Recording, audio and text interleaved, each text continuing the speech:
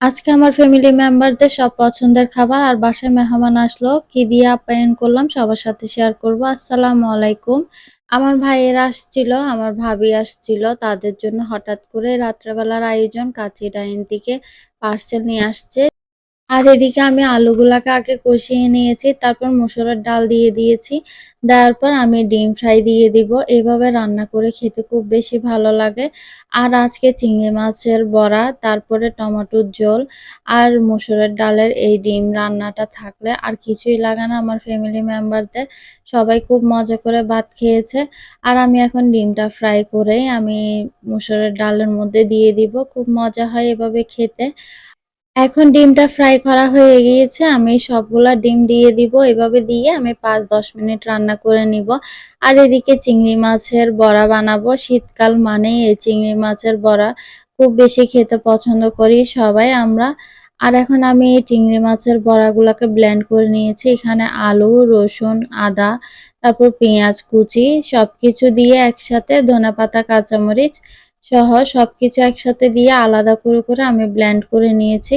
আগে চিংড়ি মাছগুলো ব্লেন্ড করছি, তারপরে আমি আলু, আদা, রসুন, পেঁয়াজ এগুলো ব্লেন্ড করে নিয়েছি। আর এখন আমি এখানে ডিম দিয়ে দিচ্ছি একটা, ধনিয়া গুঁড়ি, হলুদ আর লবণ সবকিছু দিয়ে একসাথে মিক্স করে নিব।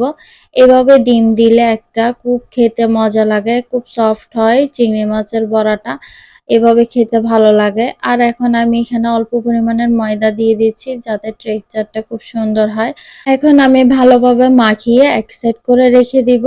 ৫-১০ মিনিট পর আমি ডুবো তেলে ফ্রাই করে নিব। এভাবেই ভালোভাবে মাখিয়ে নিতে হবে।